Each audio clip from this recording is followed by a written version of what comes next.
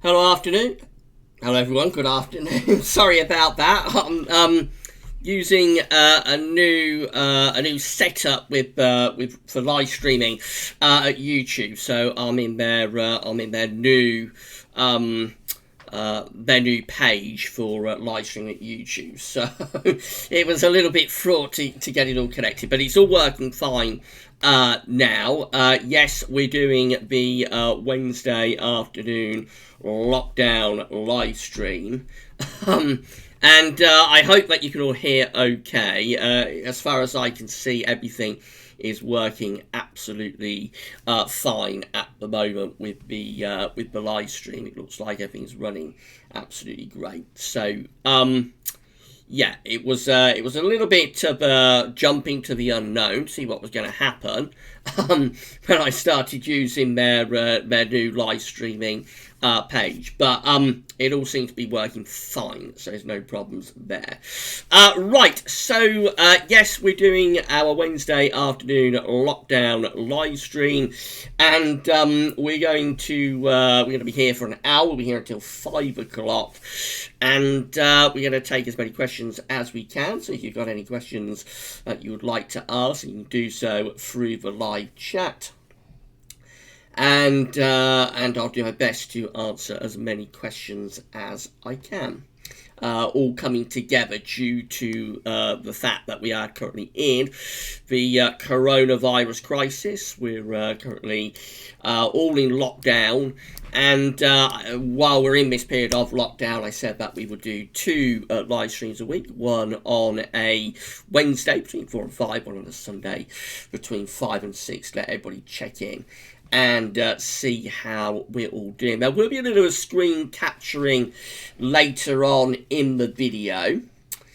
I was hoping, if you saw today's week's 10 day video update, but it was released a couple of hours ago, I was hoping with that to be able to show you the options on the table within the Icelandic Met Office from the ECMWF, from the Icelandic Met Office. But unfortunately, I am unable to. Because I haven't updated those charts today for some reason. So, a little bit annoying. I can't show you those. And I kept them out of today's video purposely because I thought we'd have something to look at for today's live stream. But I can't show you those. So, never mind. We shall instead show you some observations from XC Weather. And we've actually got some new sea surface temperature anomaly charts as well that are quite interesting. So stand by to have a look at new high definition sea surface temperature anomaly charts from NOAA. And I'll do a comparison so you can see how the new charts compare to the old charts. They are somewhat different, and they will take some getting used to. So we'll look at that in about 20 minutes or so, give everybody a good chance to check into our live stream. We've got, let's see how many viewers we got. So we've got 27 viewers, and now it's 29 viewers currently with us. So thank you everybody for tuning in. Don't forget to smash your like button, not literally, but smash your like button, and let us know that you are enjoying our live stream today. Right, I see the chat is already quite busy. So the live chat is enabled. If anybody wants to ask anything or have a chat with anybody else in the live chat, then you certainly can do. The live chat is enabled, and also super chat is enabled. If anybody wants to super chat, they can do. Their question will be highlighted to me when that happens, and you can support the stream through Streamlabs as well. So there are various ways that you can help to support the stream, but the main thing is that everybody checks in to the live chat. 31 viewers with us already. I've only been here for 5 minutes, so good afternoon everyone, and thank you for tuning in. I see that Paul James is with us, our moderator for this live stream. So if we can thank Paul for being with us this afternoon and moderating the live chat, that would be absolutely great. Thank you, Paul, for being with us this afternoon. Right, so first comment in is channel member. Now, I've got to try and get this right. I did it in the video that I released a couple of hours ago. So I'm going to have a go at doing it again. Shriram is with us. And Shriram is saying, good afternoon, Gavin. Thanks for mentioning today's video and for pronouncing my name well. So maybe I've finally cracked it, Shriram.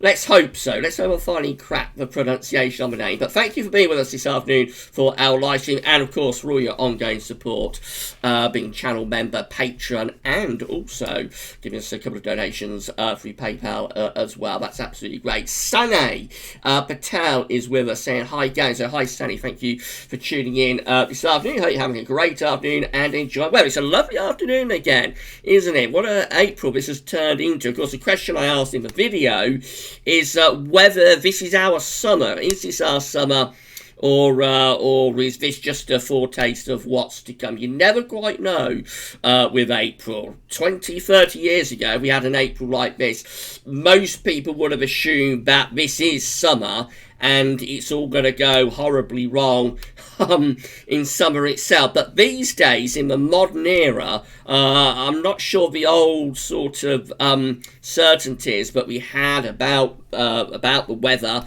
like a very dry and warm April probably being followed by a poor summer. I'm not sure whether they hold true all the time now. So it'll be interesting to see what happens once we get this April out of the way. We are seeing a few signs of a bit of a deterioration for early May, possibly going a little bit cooler, a little bit more showery, but I'm not sure that's going to be all that long lasting. I'm not sure it'll be definitively a definitive breakdown. It'll probably just be a short interruption to the unsettled weather, and then we may well go back to higher pressure again. I think the telling sort of time is going to be when we get through to the summer itself into June and July. It will be interesting to see where things go, I reckon, as we get beyond this very, very warm and dry April. We've got Streak777 with us saying, hi, Gav. So, hi, Streak. Thank you so much for being with us this afternoon. And we've also got Weather.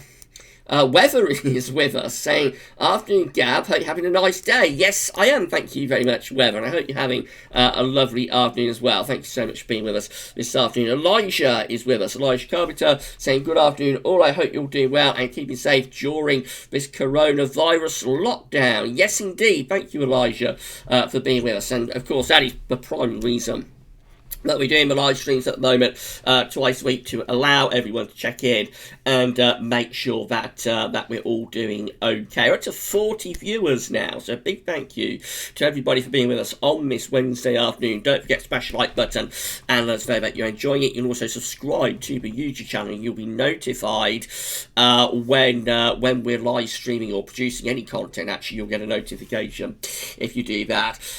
Streak is saying, do you think the reduced number of planes is having an effect on the weather?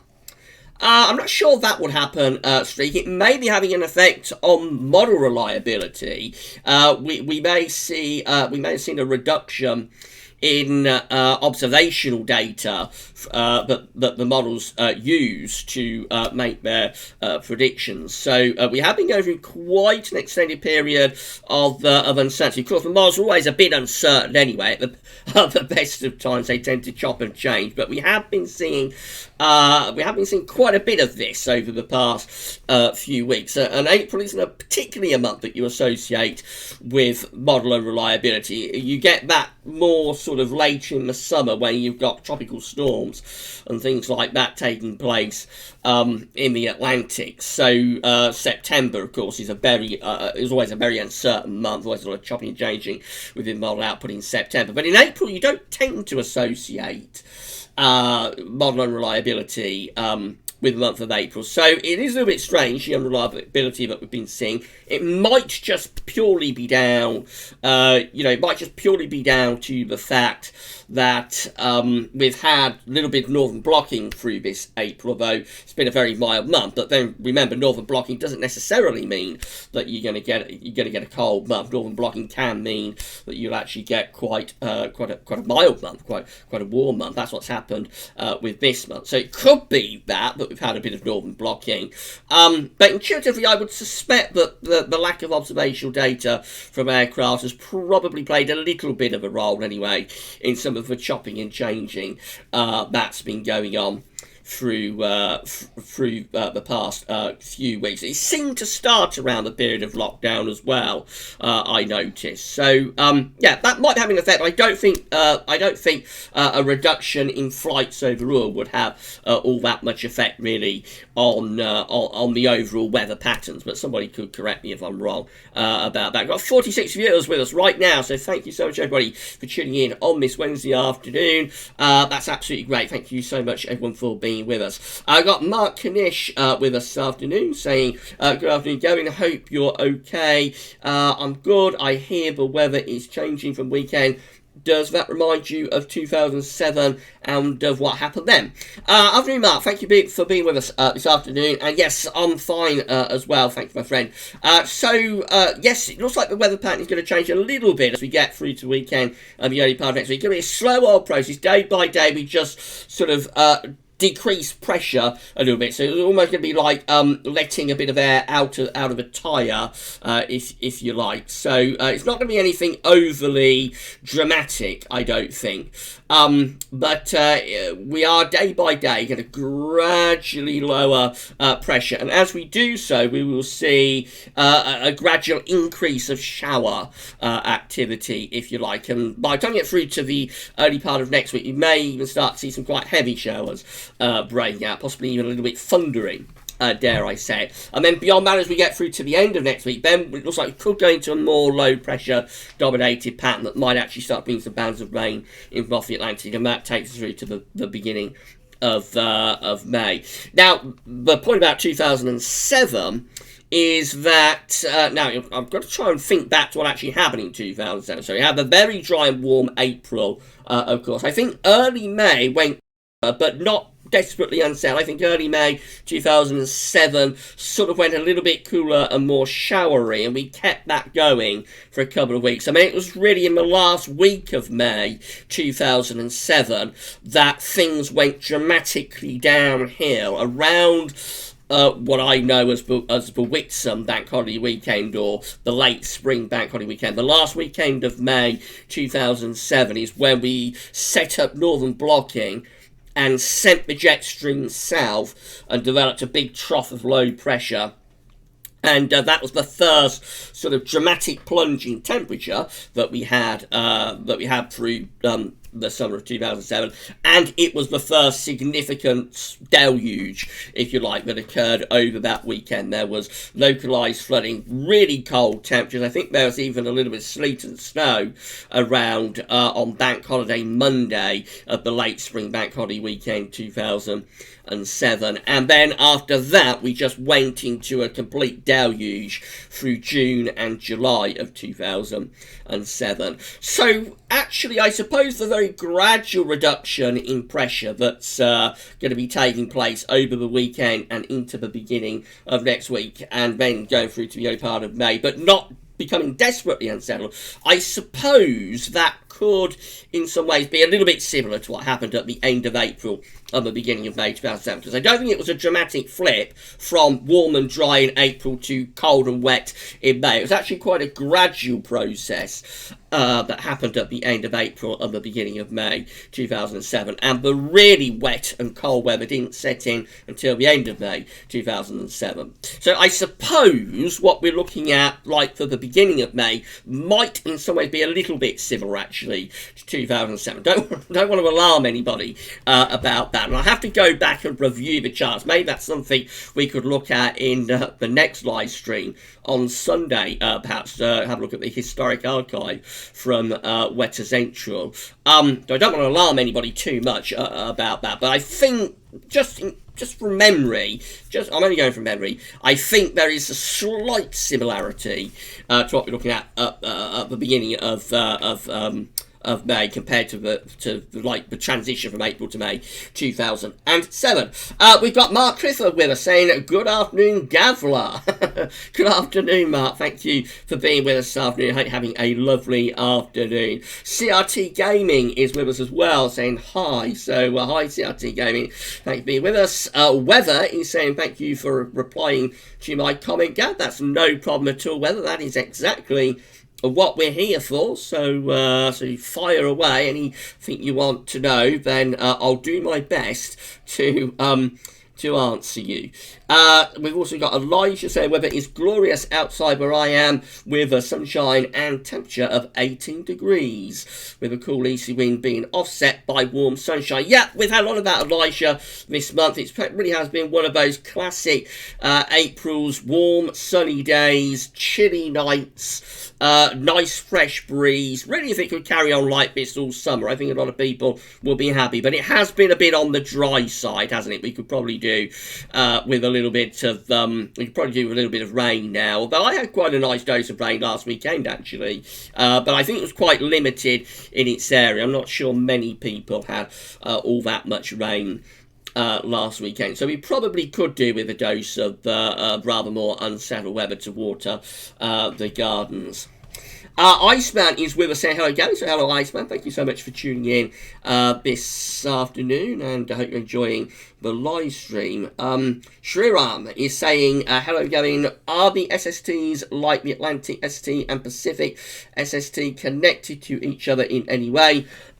Excuse me, or are they affected? Are they affectedly independent of each other generally? I think actually they are a little bit independent of one another, to be honest, Sriram. I'm not sure there's a great deal of connection between one state that's going on in the Atlantic and another state that's going on in the Pacific. So sometimes you will have quite a cold Atlantic, you have quite a warm Pacific. We had that quite a lot in the 2000s, for example, and the early part of the 2010s. We had quite cold conditions in the Pacific, part of the cold Pacific Decadal Oscillation. Meanwhile, the Atlantic was generally in quite a warm state through those years. So thinking specifically of a year like 2010, when we had, and into 2011, and 2012 as well, when we had quite a cold Pacific, along with La Niñas going on. And then we had quite a warmish Atlantic through those years. So I think more or less they're independent of one another. But of course, remember, ENSO is like the great overall driver of the ocean. So ENSO is like the thermostat going up when it's El Nino, and it's like the thermostat going down when it's La Nina. And that pumps out tremendous amounts of heat that will be transported not only through the Pacific, El Nino, I should say, pumps out tremendous amounts of heat that will be transported not only through the Pacific, but will eventually find its way into the Atlantic as well. And meanwhile, La Nina will really reduce the temperature of the Pacific. When it's a strong La Nina anyway, it'll really reduce the temperature of the Pacific, and that reduction can eventually find its way out into the Atlantic Ocean as well. But generally, the great oceans are rather independent of one another, I think. Mark saying also, Gavin, you mentioned on Sunday about how we don't get snow in July. I don't know if you remember, but in July 2007, an unusual cold front came down and we ended up with snow. It was crazy. I don't remember that, Mark. And I would be surprised if it was snow. It could have been hail, something like that, and it was reported as snow. Maybe it was, I could be wrong about that, but as far as I know, we've never had snow in July or August in lowland southern England anyway. Over the Scottish mountains you will sometimes be able to generate some snow, but in July and August. But for lowland southern England, I would think that would be more likely to be hail, probably. But I could be wrong about that. 45 people are with us this afternoon, so thanks so much, everybody, for tuning in. Don't forget to smash the like button. In around 10 minutes, we'll do a little bit of screen sharing and have a look at some observational data from XE Weather, and I will show you the new high-definition definition sea surface temperature anomaly charts from NOAA. They're going to take a little bit of getting used to, I think, but more about that in around 10 minutes time. Moving down through the chat, I'm on a different page where I'm doing this live streaming, but it's still the same idea that I'm scrolling down through the chat and looking at your comments as you're making it, and it looks like it has a tendency to pull down to the last comment, which leaves having to scroll back up and get back to where I was. So if it sounds like I'm drifting off into the distance for a few minutes, that's what I'm doing. I'm going back to where I was in the last comment. Weather Michael is saying, looks like we could be heading through April without the usual April showers, heading for one of the driest Aprils on record. Yes, I think so, Weather Michael. I think this is going to be one of the driest Aprils that we've had for a long while. We've popped up to 50 viewers now, so big thank you to everybody for being with us this afternoon, by the way, and don't forget to give us a thumbs up on the video. Yes, so back to your comment, Michael. Yes, this is going to be one of the driest Aprils on record. I don't think it will be the driest April on record. I don't think this April will be as dry as 2007 or 2011 overall. Excuse me, again. I've got a little bit of a tickle intro, but don't worry, it's nothing nasty in terms of this awful virus. It's just a little bit of a tickle I've got in my throat. So I'll have a drink of tea actually in a moment. Yes, this is going to be one of the driest Aprils on record. It won't be the driest April on record, or I would be surprised if it was. I think it's just been a little bit too much shower activity. I remember, I think it was April, probably April 2007. I don't think here in Northants it rained on a single day. It may have had a light shower on one day in April 2007 that sort of dampened the ground, but I don't think in April 2007 here in the heart of the Shires, if you like, we recorded any measurable rain throughout that entire month, so it's not been quite as dry as that here.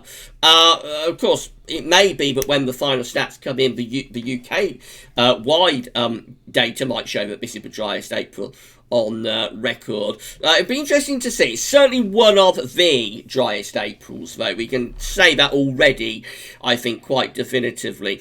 And, of course, I'm not sure when we're going to do it, but in coming summer updates, there's been a lot of people asking about whether we're having summer right now.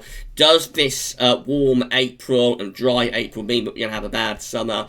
So in future summer updates, we will have a really good look at an April data, warm Aprils, dry Aprils, and we'll see how the evidence is stacking up.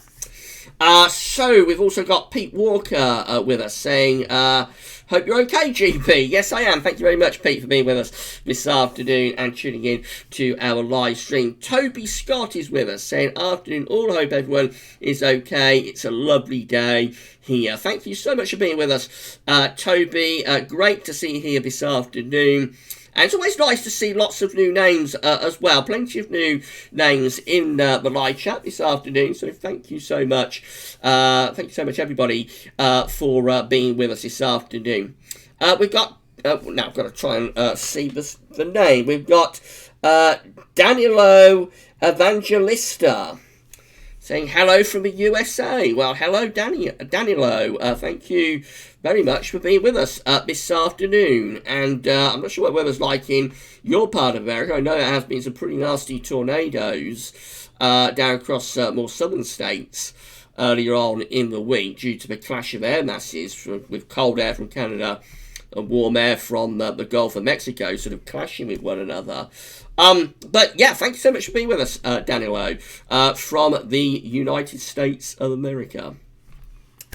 Elijah saying, speaking of summer, if the AO, Arctic Oscillation, of course, flips into a negative phase after a warm, dry spring coupled with a negative NAO, then there is a possibility of a poor summer for 2020. However, summer 2029 wasn't too bad. So, yeah, that's true. We had a negative AO-NAO combination for last summer, didn't we, Elijah? And we finished up with quite a warmish, well, certainly very warm summer. So, did go a little bit downhill in August last year, so that's why I'm a bit reluctant to say it was overall a hot summer. But of course, at times last summer was very hot.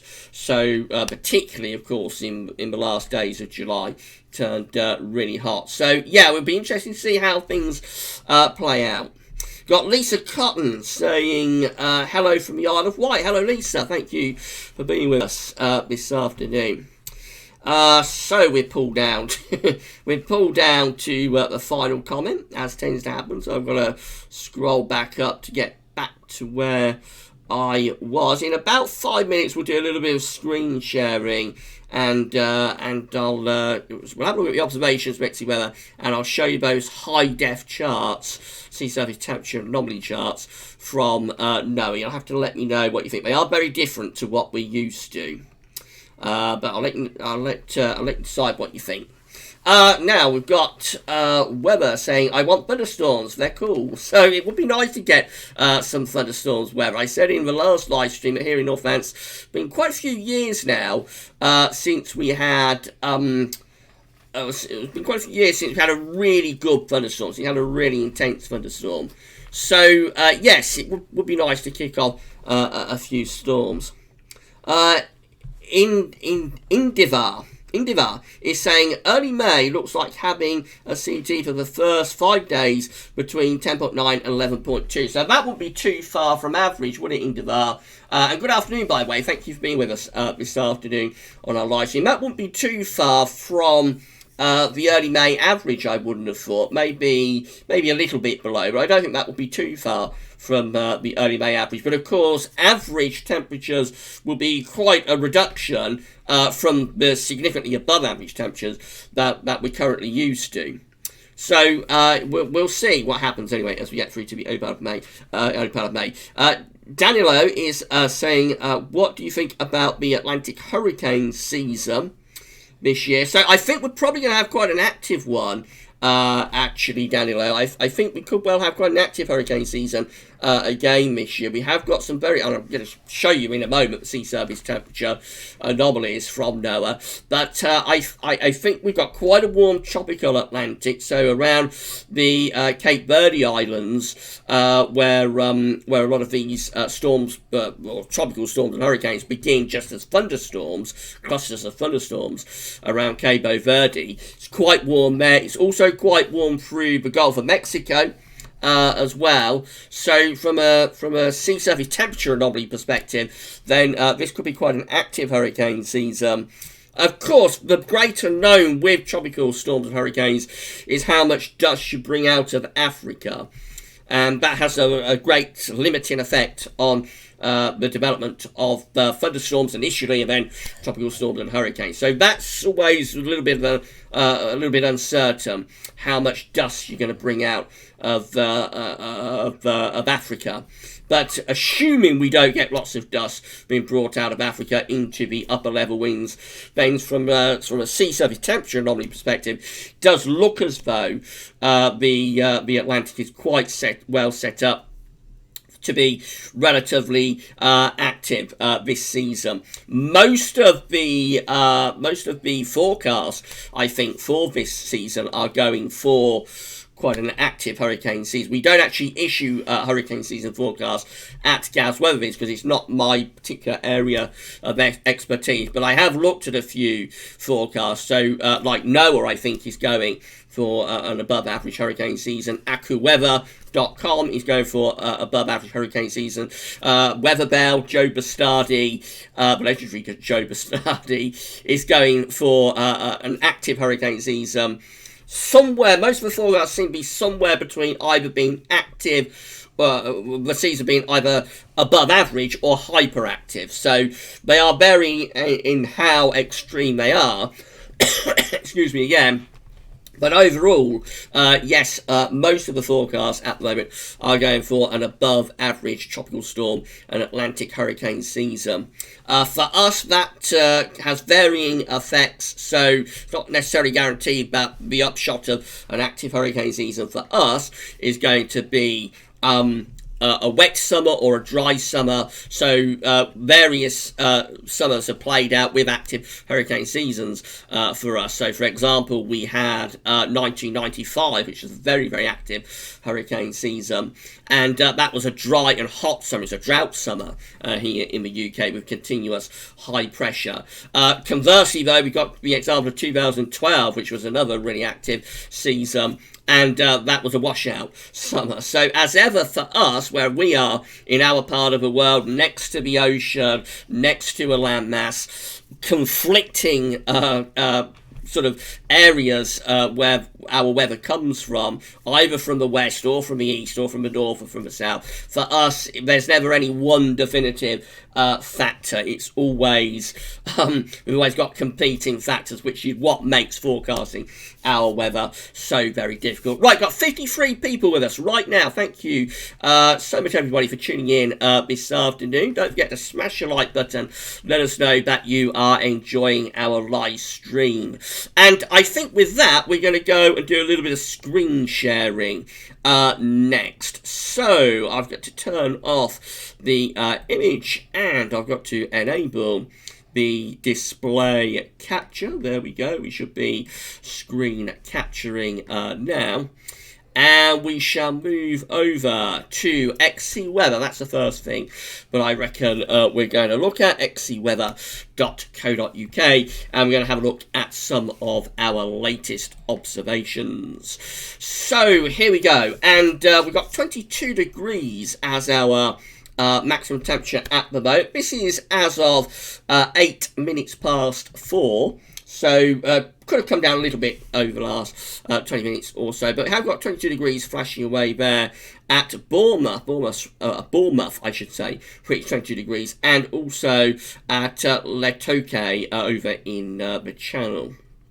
More widely, through the Midlands, we've got Oxford at 20 degrees. We've got Church Lawford at 18 degrees. So through the Midlands, we're kind of upper teens, low 20s. Cranfield is at 19 degrees. Wittering is at 17 degrees. Shawbury is at 19 degrees. And Bristol is at 20 degrees. So down in the south, through the Midlands, nice and warm there. Going further north, in towards Northern England, we've got Leeds, Bradford at 16. And then heading over to Shap, only 15 degrees there. It's a little bit cooler at Shap, but of course they're quite high up. But coolest temperatures are in the east, as they have been over the past few days. Anybody on the east coast will have really been feeling these easterly winds. So we've got Bulmer at just 10 degrees. Very, very disappointing temperature there. Catterhall is at just 12 degrees. Newcastle at a lowly 12 degrees. Humberside is at 13 degrees. Moving down to East Anglia, we've got Weybourne on the Norfolk coast there at just 11 degrees. Really cool. Norwich a bit further inland. You don't have to go too far inland to find a bit of warmth. Norwich is at 16 degrees. And moving up to eastern Scotland in the Berby, there we are, it's just updated. In the Berby is at 11 degrees and Aberdeen is at 12 degrees. So down that eastern coast, continue to be quite cold. I'm not sure the Eastleigh is quite as cold as it has been over the past few days. It's a little bit lighter, but it's still enough to be pegging the temperature back. Tomorrow, you should lose that easterly. May still be a bit of an easterly breeze, but I think tomorrow should be a warmer day for those people that have been shivering a bit over on the east coast. Of course, some people don't like the heat. Some people don't like the warmth. So if you don't like it, then the east coast is definitely the coast to have been on over the past few days. Moving in towards North Wales, we've got Capelcurrig at 18 degrees, going up to southwest Scotland, nice and warm there. At West Frey, 20 degrees up there, and Tulloch Bridge is at 18 degrees. Over into Northern Ireland, Loch Fee is at 15 degrees, and also we've got Belfast at 16 degrees. So the further west you go and south you go, the warmer it gets. The further north, east and east you go, the cooler it gets. Tomorrow should be even warmer than today. I think we could see 24 being reached tomorrow. At the outside, somewhere like the middle of London, maybe Heathrow. I wouldn't be that surprised if we got to 25. That's 77 in Fahrenheit. Really quite warm indeed. Right, let's have a look, shall we, at these sea surface temperature anomaly charts. So, this is the old view. Of course, this is the one that we're all familiar with. This was taken on the 20th of April. Hope this is fitting the screen okay. This was taken on the 20th of April. So that was Monday, of course. And that's the view that we're all familiar with, of course. So we've got the ENSO region just here from Peru there, Indonesia over there. We've got the North Pacific over there, Indian Ocean is over here. That's Australia, of course. New Zealand is down there.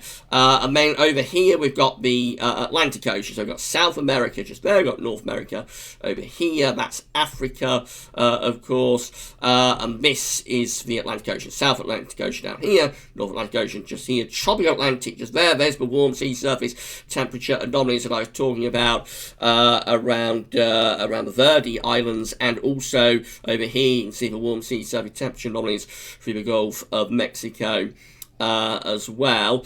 Cold and average sea surface temperature anomalies seemingly across northern parts of the Atlantic Ocean. So that's the old view. That's the one that we're all used to. And now I'm going to show you the high definition view, the new view. This again taken from the 20th of April, and this is it. This is how NOAA's sea surface temperature anomalies look in comparison. Again, I hope everyone can see this. So again, we've got the Pacific Ocean just here. The overall view is similar. The overall sort of view of the world is similar. Pacific Ocean just there. North Pacific is up here. South Pacific is down there. We've got the Indian Ocean just there. South Atlantic is there. North Atlantic is just there. So Equatorial Pacific highlighted through there. We've got Peru over there. Indonesia is over there. So the difference really is that we now see average sea surface temperature is indicated by grey or clear. So just here, where on the old view, we actually had a little bit of blue, which is slightly below average, or yellow, and it always was a little bit difficult to differentiate on this view, sort of average, above, or below average with those yellow colours. Now, they do actually show you where it is actually bang on average, and that's where we've got these clearer areas just here, almost looking like the landmass, if you like. So where it's neither yellow or orange or red, or it's neither blue or purple, where it's just clear, then that is where the temperature anomaly is actually average. Of course, same idea, where it's above average, we've got the orange and red colours through there, we've got the blue colours up here. So again, it is highlighting that colder than average area in the northern Pacific Ocean off the coast of America. Highlights that quite well. There's the warm blob seemingly intensifying in the northeastern part of the Pacific Ocean. That's been an omnipresent feature over the past few years. But cold and average areas around Alaska and Canada, they're reduced a little bit, I think, compared to the old view. Again, that's the old view. This is the new view. They're reduced a little bit. Overall, I think on the new view, we don't get as much blue. So they have reduced the areas that on this view would have looked colder than average. All of this down here, this blue down here around the South Pole, on this view now, a lot of that is reduced. So you can probably see the colder and warmer than average areas a little bit better. In the northern Atlantic, again, you can see the warmer than average areas through the tropical Atlantic. It does look as though we have got a very warm tropical Atlantic Ocean at the moment. Look how warm it's highlighted in the Gulf of Mexico. If that doesn't reduce by the summer, that's going to be very worrying for anybody on the Gulf Coast, like New Orleans, Texas, Florida Panhandle. That is all very concerning, how warm those sea surface temperatures are. On the scale, they're kind of like 3 to 4 degrees above average. So if that carries on into the summer, combined with a warm overall tropical Atlantic, we could have some real fireworks, I think. Going further north, the cold and average area of sea surface temperature anomalies, the cold blob, as we've been calling it, in the northern Atlantic, again, you see it just there, is not as prominent on this view. It's not quite as prominent on this view. Actually looks a little bit warmer through the North Atlantic on this view.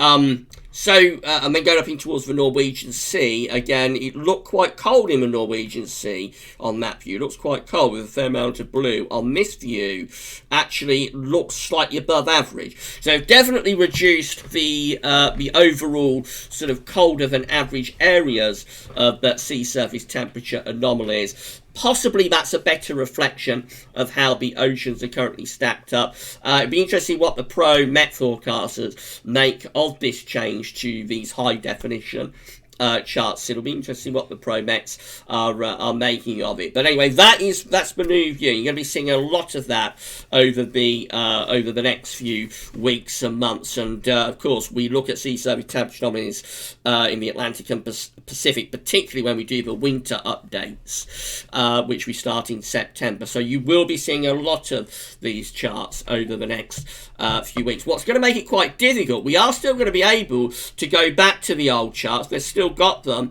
on the NOAA website. So we are still going to be able to go back to these charts and review them. But what's going to make it difficult, of course, is doing the comparisons. Because particularly when we do winter updates, for example, we'd like to compare this year's sea surface temperature anomalies in the Atlantic and Pacific to past years. We go way back to the 1980s. But this is so different. This is such a different view and such a different scale that it is going to make it quite difficult to be able to make those comparisons. I will still do the comparisons. We'll still do that. But it will make it quite challenging to be able to do it. But anyway, that's it. That's how the new high-def sea surface temperature anomalies look at NOAA. Let me know in the comments and through the live chat what you think. And yeah, that's it. So you'll be seeing quite a lot of those charts over the next few weeks, months, and probably years, actually. Right, let's go back to YouTube and see what you've been making of that. We've still got 50 people with us this afternoon, so thank you so much, everybody, for tuning in this afternoon. Please don't forget to give us a thumbs up on video and let us know that you are enjoying it and you've had an enjoyable live stream. Now we scroll down to the bottom of the chat again, so I've got to get back to where I was on the chat. I think we were talking about sea surface temperature anomalies, wasn't we? So I think that was probably maybe, let's see if I can get, I have loads and loads of comments actually while I've been doing that. I'm absolutely blown away by the response. So thank you so much, everybody, for getting involved in the live chat. That's really amazing that everybody is been so involved. Of course, because it's been so busy, I'm going to be wrapping this up at 5 o'clock. I'm not going to be able to answer everybody's questions. So the last question I got to was Danilo Evangelista asking about sea surface temperature, and that's sort of segmented nicely into those charts from now. So moving on from that, we've got Lisa Cotton saying, I'm in ride pool, so very much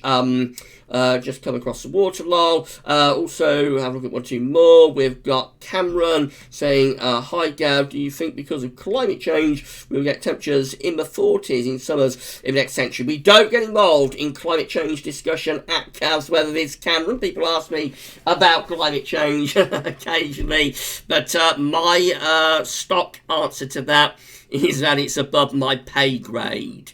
Climate change is above my pay grade. I'm not a climate scientist. I'm just here to tell you what I think we're going to be doing today, tomorrow, and in future days. Having said that, there's always been a lot of speculation about reaching 40 degrees. I suppose it will probably happen eventually, but it's not that easy for us to reach 40 degrees. I remember back in 2003 when we reached 38 degrees at Brogdale on I think it's 10th of August 2003. There's quite a lot of speculation then that we wouldn't have to wait long to reach 40 degrees. Well, we're now in 2020 and we still haven't reached 40 degrees, although of course we did break a new temperature record in 2019 at the Cambridge Botanical Gardens.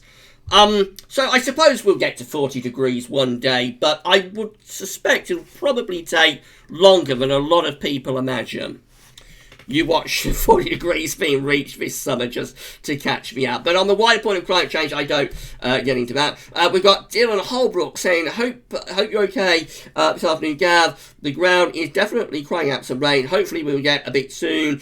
As much as I love the sunshine and warmth. Yes, Dylan, thanks so much for being with us. Great to see so many new names and people getting involved in the discussion as well. We're still hovering at around 50 viewers for this live stream, which I think is the most we've ever had on a Wednesday afternoon. So, big thanks to everybody. Actually, it seems to be that Wednesdays are a little bit busier than Sundays, which I'm quite surprised about. I thought Sunday would be the busier of the 2 days with the viewers and the chat. But Wednesday seems to be really taking off, actually. So great to see you and so many new names in the live stream this afternoon. And yes, hopefully we'll get a little bit of rain soon. Moving down through the chat, we've got Philip with us saying, afternoon, Gav. Another fine afternoon in Shropshire. So yes, great weather, isn't it, Philip? Hope you're enjoying this glorious sunshine. But as I say, we are going to see things going just a little bit more changeable, maybe over the sort of the end of the weekend into the start of next week. I have to be careful about what I say because I don't want to give people the impression that we're going to swing into a very unsettled pattern. We're not yet. Just a slight lowering of pressure daily, almost like letting air out of a tyre on a daily basis, will start to allow things to go a little bit more showery. Indivar is saying summer with the new Met Office prediction for summer is for a shallow trough over UK and high pressure northwest of UK. Yes, I've had a look at those charts, Indivar. We're going to be doing the second season one roundup for the summer of 2020 over the weekend. UK Met, I hope I'm not letting too many cats out of the bag. UK Met is not all that good for this summer, but you'll see exactly what's going on with that when we do a season one roundup at the weekend. And of course, UK Met is also going for more of a La Nina as well. UK Met is one of the models that wants to swing us into a La Nina through this late spring and early summer. So whether there's a connection there, I don't know. We're going to do the ENSO update on Friday evening. So it could be that the UK Met is picking up on a change to La Nina late spring. Cameron is saying, what is the difference between a storm surge and a storm tide? Not sure about that, actually. Cameron, if anybody knows, then please let us know through the comments. We've also got Where It's Cool saying, hello, Where It's Cool. Thank you for being with us this afternoon. Mark saying, that would be good for Sunday. So I think that reverts, I think that goes back to the charts for the summer of 2007. We'll do a little bit of screen catching in Sunday's video, and one of the things I'll probably show you in that will be the historic archive at West Central for late April, early May 2007, so we can see how that dry spell broke down and we turn things more unsettled. We're going to be here for another 10 minutes or so, and then we'll wrap things up at 5 o'clock. So big thank you to everybody for tuning in to our live stream this afternoon. Don't forget to give us a thumbs up on the video and let us know, and importantly let YouTube know that you have enjoyed the live stream. JB is saying, I remember huge hail falling in 2007, summertime in Dover. We thought it was snowing too. Yes, that did happen quite a bit through 2007 during the summer, JB. There was so much volatility during that summer, so much torrential rain and thunderstorms, and so much going on that there was a lot of hail that did quite a bit of damage through that summer. And I think even may have been reported as snow in a newspaper or two as well at some point during July of 2007. But I'm pretty sure, pretty definitive, that it was only hail. Paul Miller is saying, hi everyone, I hope you're all well. So warm and sunny in Suffolk now. Lost that cool east wind. That's great to hear, Paul. All areas on the East Coast, I think, will join in with the warmth tomorrow. The easterly wind will continue to ease down. So, yes, we should start distributing the warm temperatures a little bit more evenly for those of you who have been suffering on the East Coast. Katrine is with us, Katrine Baso, saying, hello everyone, another lovely sunny day in South Ockendon. We'll be looking forward to some rain as I am having to water my garden plants by a large watering can. Yes, you've got to keep well watered, Katrine. I put 5 rows of potatoes in the garden last night, so I'm going to need a little bit of rain to start getting those up, hopefully. But yeah, keep well watered, and hopefully nature will provide us with some rain before too much longer. Adam Blunston is with us saying, hi Gaz, how are you doing today? So thank you so much for being with us. Adam, I'm doing fine. Thank you, my friend. Hope you're okay as well. Katrine is also saying, so that's a repeat of first comment. Paul Miller is saying, I'm excited about that winter chart you showed last weekend. So yes, I shouldn't have done it, Paul, should I? But it's too late to have doubts about it now. We showed the Beijing Climate Center 500 millibar height anomaly charts for the winter of 2020-21 on Sunny's Livestream. If nobody saw that, then you can watch the replay of that. The video is on the channel here at Gaz Weatherby's YouTube channel. So yes, very much the case that the charts were quite interesting, to say the least.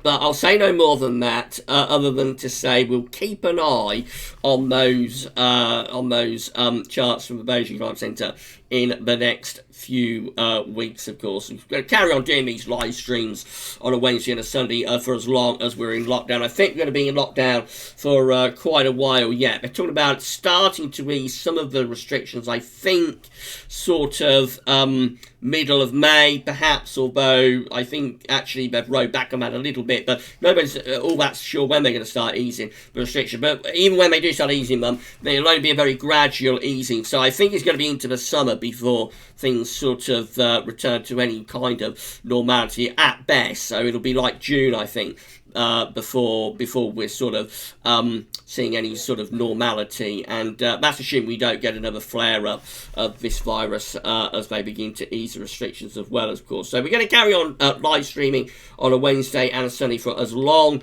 as we're in lockdown and as long as you want us to. John Stenson is saying, hi Gab, it's been a fantastic spell of weather after the dismal winter. Do you think the Hungarian Met are right in this good weather continuing into mid-May? Regards, John in Ireland. So thank you, John, for being with us this afternoon. Again, it's absolutely fantastic to see so many new names getting involved in our live streams. We really are building up a nice audience with these now. So thank you so much to you and to everybody who has been with us this afternoon. So the charts from the Hungarian metals are based on the ECMWF 30-day model, and the sort of longer term model output, like the CFSV2, for example, is also hinting at probably quite a quick return to higher pressure, actually, as we go into May. So we may start May on a little bit of an unsettled note, but we probably get ourselves back to high pressure quite quickly. And I wouldn't be overly surprised at all if the ECMWF that we show you through the Hungarian Met Office, if the ECM is right about this. And I would suspect we've probably got quite a lot of dryish and quite warm weather to go through this spring. Still 50 people with us, so absolutely fantastic to see so many people watching our live stream this afternoon. Weather Michael is saying, can't wait until we get some thunderstorms, got itchy feet to go storm chasing, depending on the restrictions, of course. Well, yes, that's another matter, isn't it, Michael, whether storm chasers will be able to get out and chase those storms. Won't be until the lockdown is lifted, I wouldn't have thought.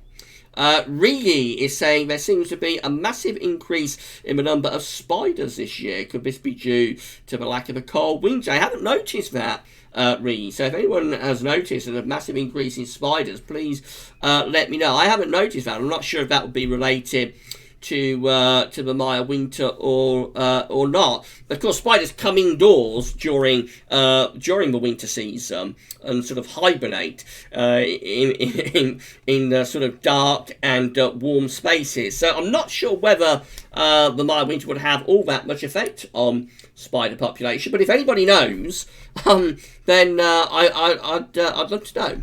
Math Mikey is saying, any indication of summer yet? Not yet, Mikey. We're still in the middle of summer updates. Have got to start trying to get an idea soon about what this summer is going to do, but it's still a little bit elusive. We've got Alan Jones saying, hi Gavin, thanks for showing Cranfield as it's near where I live in Bedford. Enjoy my live stream. Thank you so much, Alan, for being with us, and please you enjoyed that little bit of observational data from xcweather.co.uk. We're going to be here for another 5 minutes, and we're going to wrap the stream up. So another 5 minutes, and then we'll start to wind things down. Neil Cutler is with us. Hi Neil, thanks so much for being with us this afternoon. Saying, afternoon Gav, and all those from the old comic box at gavsweathers.com. Sunny and warm, maximum temperature of 21.7 degrees today. Not very often, no rain anywhere in the UK. Yes, been a universally dry day today, I think, Neil, and another one coming up tomorrow. Thank you so much for being with us this afternoon on our live stream. So we pulled down to the final comment, but I'm going to go back and have a look at one or two more, and then I say we're going to wrap things up at 5 o'clock. So we've got Dr. Dree saying, hi Gav, I've finally got some free time and managed to catch your live stream. These couple of weeks have been exhausting. Well, sorry to hear you've had such a big week, Dr. Dree. But I'm not sure whether you're a doctor in a hospital or some other kind of doctor. So we all know that the medical profession is going through a really hard time of it right now. So if you are a medical doctor, then just thank you so much for what you're doing for everybody at the moment. And I'm not surprised it's been an exhausting week. Bernard Howell is saying, nice day here in County Antrim, hazy sunshine, 14 degrees. Thank you, Bernard, being with us this afternoon.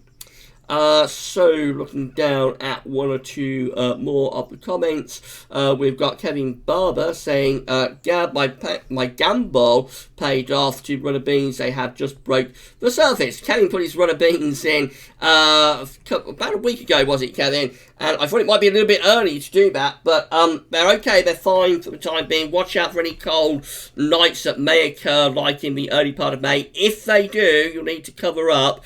Because they won't survive frost whatsoever. But hopefully you'll be okay. There's certainly no sign of any frost down in the southeast, so I think you're going to be okay with them. So we've got Elijah saying, have a lovely evening, everyone. Take care, stay safe during the lockdown. Yes, you too, Elijah, and hopefully we'll see you on Sunday. Paul James is saying, thank you to everyone for being on here. Stay safe, and we'll get through this. Yes, indeed, Paul. Thank you for moderating our chat as well, my friend.